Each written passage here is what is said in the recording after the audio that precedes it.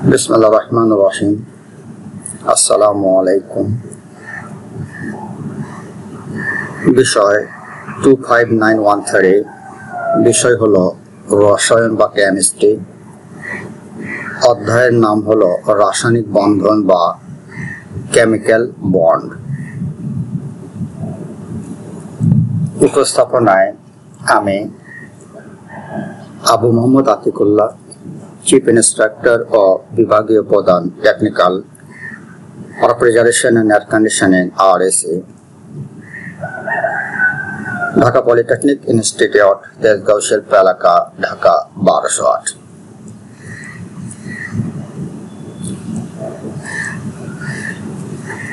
আজকের টপিকস হচ্ছে chemical bond.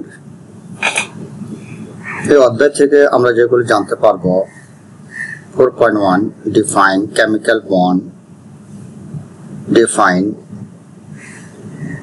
octorole, explain ionic bond, covalent bond and coordinate covalent bond,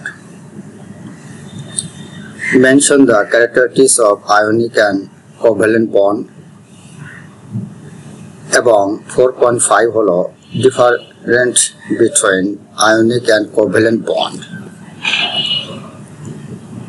এই session শেষে আমরা যা জানতে পারবো বা শিখব সেগুলো হলো রাসায়নিক বন্ধনের সংজ্ঞা, অক্টেট নিয়মের সংজ্ঞা, আয়নিক বন্ধন, সমযোজী বন্ধন এবং স্থানাঙ্ক সহযোগী বন্ধনের ব্যাখ্যা, আয়নিক এবং সহযোগী যৌগের বৈশিষ্ট্য, আয়নিক এবং সমযোজী যৌগের মধ্যে পার্থক্য, রাসায়নিক বন্ধনের ভূমিকা।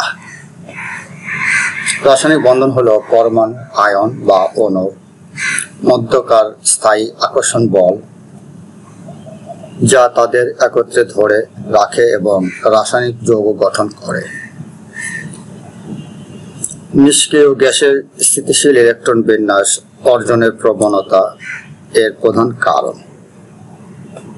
রাসায়নিক বন্ধনের প্রধান প্রকারগুলি হলো আয়নিক, সমযোজী, সন্নিবেশ এবং ধাতব বন্ধন।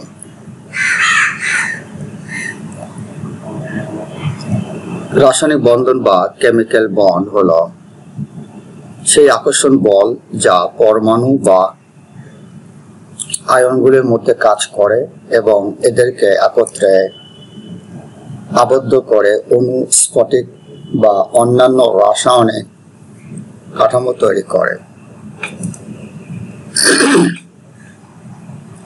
এই বন্ধন ইলেকট্রন ভাগাভাগি, ইলেকট্রন স্থানান্তর বা বিপরীত চার্জের মধ্যে আকর্ষণ থেকে তৈরি হয় এবং এর মূল উদ্দেশ্য হলো নিষ্ক্রিয় গ্যাসের মতো স্থিতিশীল ইলেকট্রন বিন্যাস অর্জন করা।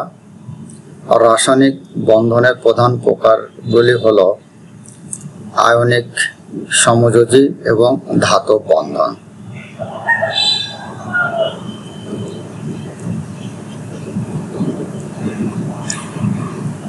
আয়নিক বন্ধন জিনিসটা কি? সেটা হলো যখন একটি পরমাণু অপর একটি পরমাণুকে ইলেকট্রন দিয়ে দেয় বা গ্রহণ করে, ফলে ধনাত্মক আয়ন বা ক্যাট আয়ন ও ঋণাত্মক আয়ন বা অ্যান আয়ন এর মধ্যে যে তড়িৎ আকর্ষণ বল সৃষ্টি হয় তাকেই রাসায়নিক বা আয়নিক বন্ধন বলে। মানে ক্যাট আয়ন মানে ধনাত্মক, অ্যান আয়ন হচ্ছে ঋণাত্মক, এর মধ্যে যে আকর্ষণ বল সৃষ্টি হয় সেটা হচ্ছে আয়নিক বন্ড বা আয়নিক বন্ধন। ইলেকট্রন স্থানান্তরের মাধ্যমে গঠিত হয়, যেমন NaCl বা সোডিয়াম ক্লোরাইড বা খাদ্য লবণ। এক্ষেত্রে সোডিয়াম পজিটিভ, ক্লোরিন নেগেটিভ, এই পজিটিভ আর নেগেটিভ মিলিত হয়ে NaCl ইলেকট্রন গ্রহণ করে এবং ইলেকট্রন ত্যাগ করে তৈরি হয় সোডিয়াম ক্লোরাইড যৌগ। রাসায়নিক বন্ধনের প্রকারভেদ বা টাইপস অফ কেমিক্যাল বন্ড, এর মধ্যে আছে আয়নিক বন্ডিং। একটি পরমাণু থেকে অন্য পরমাণুতে ইলেকট্রন সম্পূর্ণ স্থানান্তরের ফলে বিপরীত চার্জযুক্ত আয়নগুলোর মধ্যে যে আকর্ষণ বল সৃষ্টি হয় তাকে আয়নিক বন্ধন বলে। আয়নিক বা তড়িৎ যোজী বন্ধন হলো এক প্রকার রাসায়নিক বন্ধন যা বিপরীত আধানযুক্ত বা চার্জযুক্ত আয়নসমূহের মধ্যে স্থির বৈদ্যুতিক আকর্ষণ সৃষ্টি করে। এছাড়াও এই বন্ধন আয়নীয় যৌগিক ক্রিয়াশীল একটি প্রাথমিক বল। হচ্ছে 1 নম্বর প্রকারভেদ আয়নিক বন্ধন বা আয়নিক বন্ডিং। দ্বিতীয়ত আমরা দেখব আয়নিক বন্ধনের বিভিন্ন ধরনের চিত্র।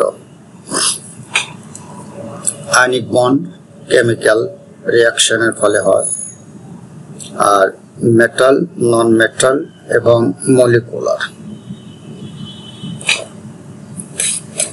অ্যাটম 1 মেটাল, অ্যাটম 2 মেটাল, আর আয়নিক মলিকুলার।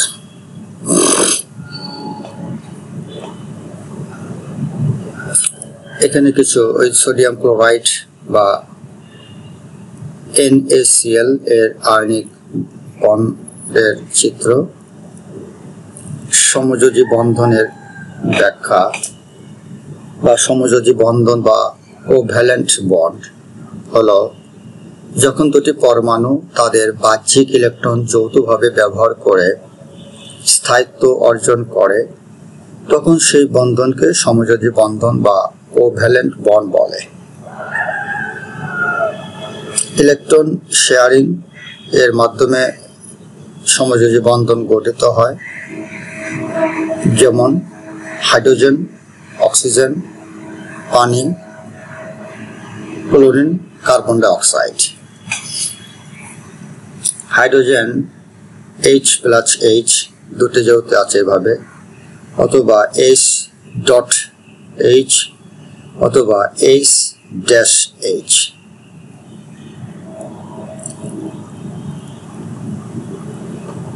এছাড়াও কোভ্যালেন্ট বন্ড সম্পর্কে আরো কিছু জেনে নেই। দুটি পরমাণু একে অপরের সাথে ইলেকট্রন ভাগ করে নেওয়ার মাধ্যমে যে বন্ধন তৈরি হয় সেটি হচ্ছে সমযোজী বন্ধন বা কোভ্যালেন্ট বন্ড।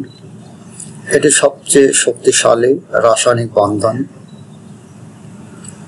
যে বন্ধন গঠিত হয় যখন দুটি পরমাণু ইলেকট্রন যুগল সমানভাবে ভাগাভাগি করে নিজেদের বহিস্থ কক্ষে বা সেলে স্থিতিশীলতা অর্জন করে, তাকেও সমযোজী বন্ধন বা কোভ্যালেন্ট বন্ড বলে।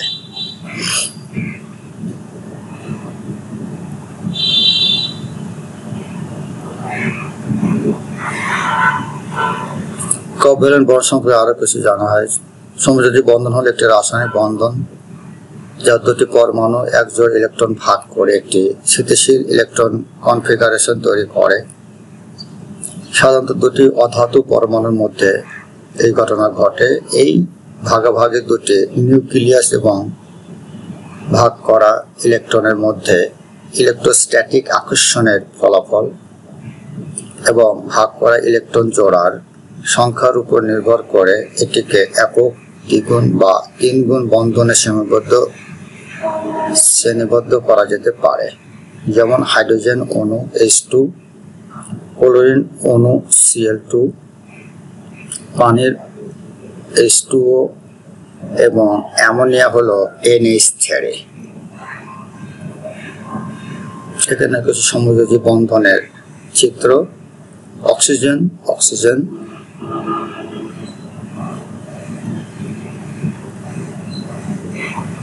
সমযোজী বন্ধন বা স্থানাঙ্ক সহযোগ বন্ধনের ব্যাখ্যা। স্থানাঙ্ক বা সহযোজী বন্ধন বা কোঅর্ডিনেট কোভ্যালেন্ট বন্ড হলো যখন দুটি পরমাণু একটি যুগল ইলেকট্রন শেয়ার করে, কিন্তু ওই যুগল ইলেকট্রন শুধুমাত্র একটি পরমাণু থেকে আসে, তখন গঠিত বন্ধনকে স্থানাঙ্ক সহযোগী বন্ধন বা কোভ্যালেন্ট বা কোঅর্ডিনেট কোভ্যালেন্ট বন্ড বলে। একটি পরমাণু ইলেকট্রন যুগল দান করে, অন্যটি গ্রহণ করে, কিন্তু বন্ধনটি সমযোজী ধরনের হয়। যেমন অ্যামোনিয়া আয়ন, এর সাথে অ্যামোনিয়া যোগ হাইড্রোজেন মিলিত হয়ে অ্যামোনিয়াম তৈরি হয়। এখানে হাইড্রোজেন আয়ন ইলেকট্রন দেয় না, বরং অ্যামোনিয়া এর নাইট্রোজেন তার লোন পেয়ার ইলেকট্রন দান করে বন্ধন গঠন করে। NH4 এর নাম হলো অ্যামোনিয়াম, NH3 হচ্ছে অ্যামোনিয়া। মানে অ্যামোনিয়া যখন হাইড্রোজেন গ্রহণ করে তখন এর নাম হয় অ্যামোনিয়াম।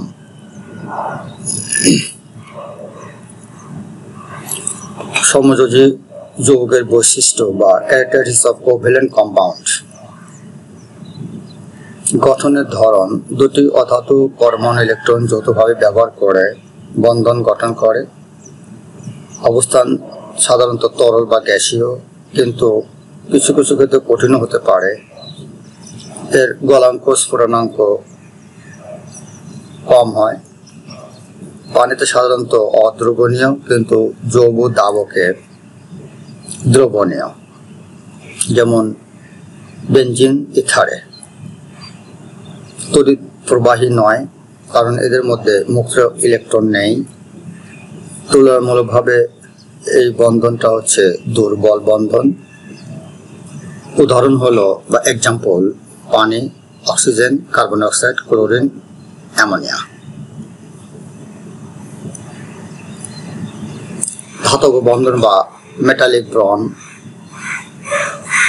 ধাতব বন্ধনে ধাতব পরমাণুগুলো তার বাইরের হোলের ইলেকট্রনগুলোকে অন্যান্য অনেক ধাতব পরমাণুর সাথে ভাগ করে আরো স্থিতিশীল কনফিগারেশন অর্জন করে। ধাতুর ভ্যালেন্স ইলেকট্রনগুলো নিউক্লিয়াস শক্তভাবে আবদ্ধ থাকে না, এবং একটি ধাতুর প্রতিটি পরমাণুর তার ভ্যালেন্স শেলের সমস্ত ইলেকট্রনকে কাঠামোর অন্যান্য সমস্ত পরমাণুর সাথে অবদান রাখে। এরপর ইলেকট্রনগুলি পরমাণুর চারপাশে এক ধরনের ইলেকট্রনের সমুদ্র তৈরি করে। এইভাবে প্রতিটি পরমাণু কিছু ইলেকট্রন হারিয়ে মূলত ধনাত্মক চার্জে বা পজিটিভ চার্জে পরিণত হয়। পরমাণুগুলো ঋণাত্মক চার্জযুক্ত সমুদ্রের দিকে আকৃষ্ট হয়। অতএব পৃথক পরমাণুগুলো একে অপরের উপর সিলেক্ট করতে পারে, কিন্তু ইলেকট্রন দ্বারা প্রয়োগ করা তড়িৎ বিদ্যুৎ বল দ্বারা দৃঢ়ভাবে একসাথে আটকে থাকে। এই কারণে বেশিরভাগ ধাতুকে পাতলা চাদরে বা নমনীয় আঘাত করা যেতে পারে, বা পাতলা তারে নমনীয় টানা যেতে পারে। বিদ্যুৎ প্রয়োগ করা হলে ইলেকট্রনগুলি পরমাণুর মধ্যে অবাধে চলাচল করে এবং একটি কারেন্ট প্রবাহিত হয়। হচ্ছে মেটালিক বন্ধন সম্পর্কে বলা হলো।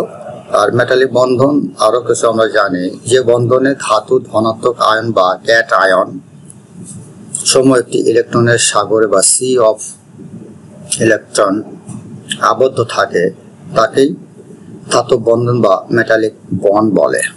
মানে ক্যাট আয়নকে বলা হয়, ক্যাট আয়ন হচ্ছে ধনাত্মক আর অ্যান আয়ন হচ্ছে ঋণাত্মক। অর্থাৎ ধাতুর পরমাণুগুলো তাদের বাহ্যিক কক্ষপথে ইলেকট্রন সমূহ ছেড়ে দেয়, এবং এই মুক্ত ইলেকট্রনগুলো পুরো ধাতব গঠনে ছড়িয়ে থাকে। ফলে ধাতব পরমাণুগুলো একত্রে ধরে রাখে। এটা হচ্ছে ওই মেটালিক বন্ডের সম্পর্কে কিছু ধারণা। মানে এক্ষেত্রে ক্যাট আয়নটাই হচ্ছে বেশি ইম্পর্টেন্ট বা ধনাত্মক আয়ন। মেটালিক বন্ডের কিছু চিত্র। রাসায়নিক বন্ধন গঠনের কারণ: স্থিতিশীলতা অর্জন। প্রতিটি পরমাণু নিষ্ক্রিয় গ্যাসের মতো স্থিতিশীল ইলেকট্রন বিন্যাস অর্জন করতে চায়। এই স্থিতিশীলতা অর্জনের জন্যই পরমাণুগুলো একে অপরের সাথে বন্ধন গঠন করে। মানে কি কারণে বন্ধন বা কেমিক্যাল বন্ড হয়। 2 নম্বর হচ্ছে ইলেকট্রন ভাগাভাগি ও স্থানান্তর। ইলেকট্রন ভাগাভাগি বা শেয়ারিং এর বা স্থানান্তরের মাধ্যমে পরমাণুগুলো তাদের সবচেয়ে বাইরের কক্ষপথে ইলেকট্রনের সংখ্যা স্থিতিশীল করার চেষ্টা করে।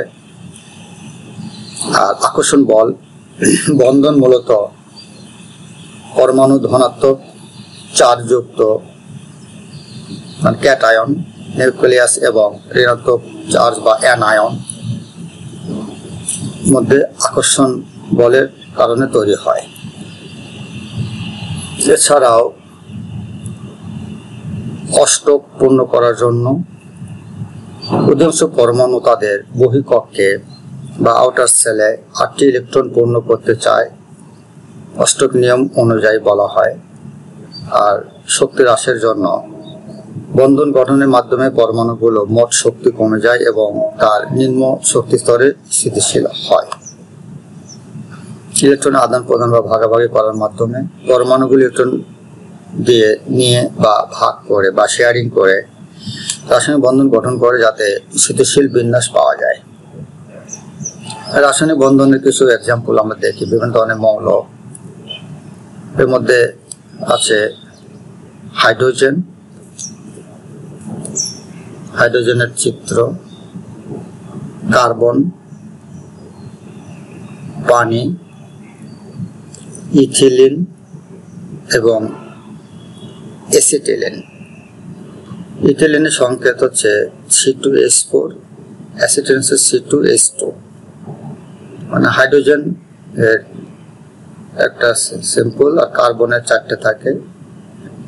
পানির অক্সিজেন 1 2 3 4 5 6 7 8টা, 2টা হাইড্রোজেন থাকে, অথবা ডট আকারে মানে বন্ড কিভাবে তৈরি হয়। আর ইথিলিনের ক্ষেত্রে 2টা কার্বন এবং 4টা হাইড্রোজেন। এভাবে আমরা গাঠনিক সংকেত লিখতে পারি, অথবা এইভাবে লিখতে পারি, মানে কার্বন কার্বন বন্ড এবং অপর 2টে হাত দিয়ে হাইড্রোজেন এবং হাইড্রোজেন, মোট 4টে হাইড্রোজেন। মানে খেয়াল করতে হবে যে কার্বন কয়টি আছে, হাইড্রোজেন কয়টি আছে।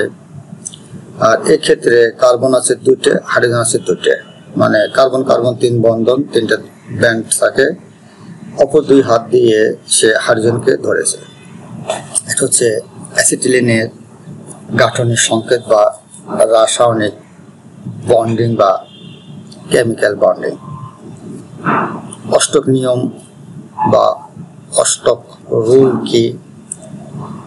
পরমাণু রাসায়নিক বিক্রিয়ায় এমনভাবে ইলেকট্রন গ্রহণ, ত্যাগ বা যৌথভাবে ব্যবহার করে যাতে তাদের বহিঃকক্ষে মোট 8টি ইলেকট্রন পূর্ণ হয়, তাকেই অষ্টক নিয়ম বা অষ্টক রুল বলে। খুব ইম্পর্টেন্ট জিনিস।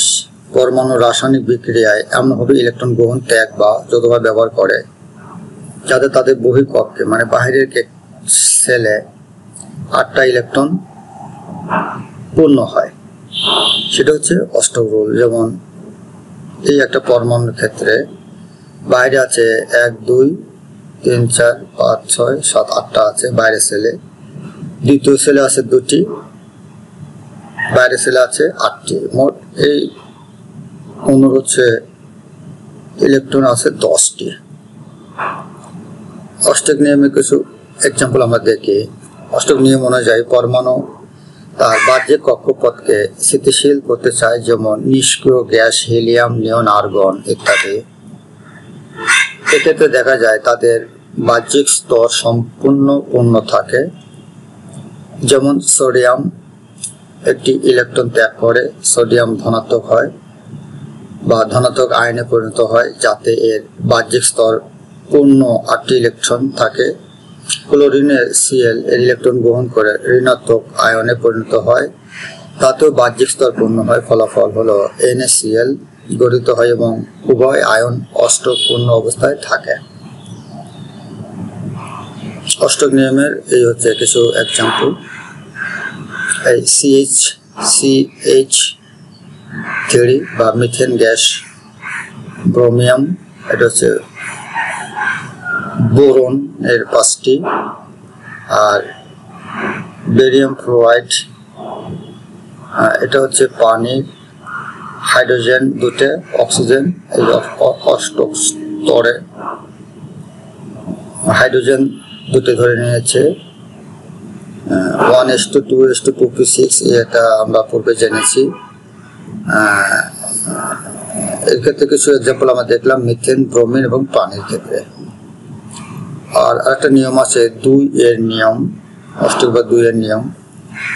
2 এর নিয়ম হলো অষ্টক নিয়মের কিছু সীমাবদ্ধতার কারণে বিজ্ঞানীরা নতুন একটি নিয়ম উপস্থাপন করেন যাকে 2 এর নিয়ম বলে। এই নিয়মটি অষ্টক নিয়ম থেকে মডার্ন বা আধুনিক ও অধিক উপযোগী। নিষ্ক্রিয় গ্যাসগুলোর সর্বশেষ শক্তি স্তরে যেমন 2টি বা 8টি ইলেকট্রন বিদ্যমান, তেমনি অনুগঠনের কোনো পরমাণুর সর্বশেষ শক্তি স্তরে এক বা একাধিক জোড়া ইলেকট্রন বিদ্যমান থাকবে। এটি হচ্ছে 2 এর নিয়ম। 2 এর নিয়ম কি জানি সেটা হচ্ছে বলা হলো, অর্থাৎ অণুতে যে কোনো পরমাণুর সর্বশেষ শক্তি স্তরে এক বা একাধিক জোড়া ইলেকট্রন অবস্থান করবে। এটা হচ্ছে 2 এর নিয়মের সংজ্ঞা, মানে সর্বশেষ শক্তি স্তরে একাধিক বা জোড়া ইলেকট্রন অবস্থান করবে, এটা হচ্ছে 2 এর নিয়ম বলা হয়। আর আয়নিক এবং সংযোগের কিছু বৈশিষ্ট্য আমরা দেখি, মানে ক্যারেক্টারিস্টিক্স অফ আয়নিক কম্পাউন্ডস। ধাতু অধাতুর মধ্যে ইলেকট্রন স্থানান্তরের মাধ্যমে আয়ন গঠিত হবে, আর সাধারণত কঠিন বা সলিড অবস্থায় থাকে, আর খুব উচ্চ গলনাঙ্ক স্ফুটনাঙ্ক বিশিষ্ট। আগের দিলে আমরা কম, এটা হচ্ছে বেশি। আর পানিতে সাধারণত দ্রবণীয় হবে, আর গলিত বা দ্রবীভূত অবস্থায় এর মধ্যে দিয়ে বিদ্যুৎ প্রবাহিত হবে, আর তড়িৎ পরিবাহী নয় কঠিন অবস্থায়। আয়নিক বন্ধন খুব শক্তিশালী। এর কতগুলো উদাহরণ হলো বা এক্সাম্পল: সোডিয়াম ক্লোরাইড বা খাদ্য লবণ, potassium bromide, magnesium oxide, calcium chloride. Ionic এবং সংযোগের মধ্যে কিছু পার্থক্য আমরা দেখি, আমাদের সর্বশেষ স্পেসিফিক অবজেক্টিভস বা জানার বিষয়। এক নজরে আমরা দেখে নেই মানে আয়নিক যৌগ এবং সমযোজী যৌগের মধ্যে পার্থক্য, মানে বন্ধনের ধরন, গঠিত উপাদান, আয়ন গঠন, আকর্ষণ বল, অবস্থা, গলনাঙ্ক, স্ফুটনাঙ্ক, দাব্যতা, তড়িৎ পরিবাহিতা, বন্ধনের শক্তি। বন্ধনের ধরন কেমন হবে? ইলেকট্রন স্থানান্তরের মাধ্যমে গঠিত হয়, আর ইলেকট্রন যৌথভাবে ব্যবহার করে গঠিত হয়। আর গঠিত উপাদান কেমন? সাধারণত ধাতু অধাতুর মধ্যে গঠিত হয়, আর এই যে সাধারণত অধাতু ও অধাতুর মধ্যে গঠিত হয়। এক্ষেত্রে ধাতু অধাতু শুধুমাত্র অধাতুর মধ্যে গঠিত হবে। আর আয়ন কিভাবে হবে? এখানে ধনাত্মক ও ঋণাত্মক আয়ন সৃষ্টি হয়, এখানে কোনো আয়ন সৃষ্টি হয় না। সমযোজী বন্ধনে কোনো আয়ন হবে না। আকর্ষণ বল কেমন হবে? আয়নগুলির মধ্যে তড়িৎ আকর্ষণ বল কাজ করে, আর পরমাণুগুলোর মধ্যে যৌথ ইলেকট্রন জোড়ার মাধ্যমে আকর্ষণ বল কাজ করে। আর অবস্থা কেমন হবে? আয়নিক যৌগের ক্ষেত্রে কঠিন বা সলিড হবে, আর সমযোজীর ক্ষেত্রে সাধারণত তরল বা লিকুইড বা গ্যাসীয় অবস্থায় হবে। আর গলনাঙ্ক, স্ফুটনাঙ্ক আয়নিক যৌগের ক্ষেত্রে সাধারণত উচ্চ গলনাঙ্ক সম্পন্ন হবে, আর সাধারণত নিম্ন গলনাঙ্ক সম্পন্ন হবে সমযোজী যৌগের ক্ষেত্রে। আর দাব্যতা, দ্রবণীয় আয়নিক যৌগ সাধারণত পানিতে দ্রবণীয়, আর সমযোজী যৌগ পানিতে সাধারণত অদ্রবণীয়, কিন্তু যৌগ দাবকে দ্রবণীয়। মানে কিছু ক্ষেত্রে মনে রাখতে হবে আয়নিক যৌগ শুধুমাত্র পানিতে দ্রবণীয় হবে, আর সমযোজী যৌগ হচ্ছে যৌগ দাবকে দ্রবণীয়। তড়িৎ বিদ্যুৎ পরিবাহিত হবে, আয়নিক যৌগে গলিত বা দ্রবীভূত অবস্থায় তড়িৎ পরিবাহী হবে, আর সমযোজী যৌগে তড়িৎ পরিবাহী নয়, এর মধ্যে কোনো বিদ্যুৎ যাবে না। আর বন্ধনের শক্তি, মানে আয়নিক যৌগের খুব শক্তিশালী বন্ধন গঠিত হবে, আর সমযোজী এর উল্টো হবে তুলনামূলকভাবে দুর্বল বন্ধন হবে, মানে খুবই দুর্বল টাইপের। এই হলো আয়নিক এবং সমযোজকের মধ্যে পার্থক্য, ডিফারেন্স বিটুইন। আর পরিশেষে এই বিষয় সম্পর্কে যদি কোনো প্রশ্ন থাকে ইমেল করুন। ইউটিউব ঠিকানা হলো, এই ঠিকানায় ইমেল করবেন। আর বিষয়টি পুনরায় দেখতে ভিজিট করুন। ইউটিউব লিঙ্ক হলো, এই লিঙ্কে পুনরায় এই ক্লাসটি দেখা যাবে, বিষয় সম্পর্কে জানা যাবে। পরিশেষে ধন্যবাদ সকলকে। Thank you for all. ধন্যবাদ।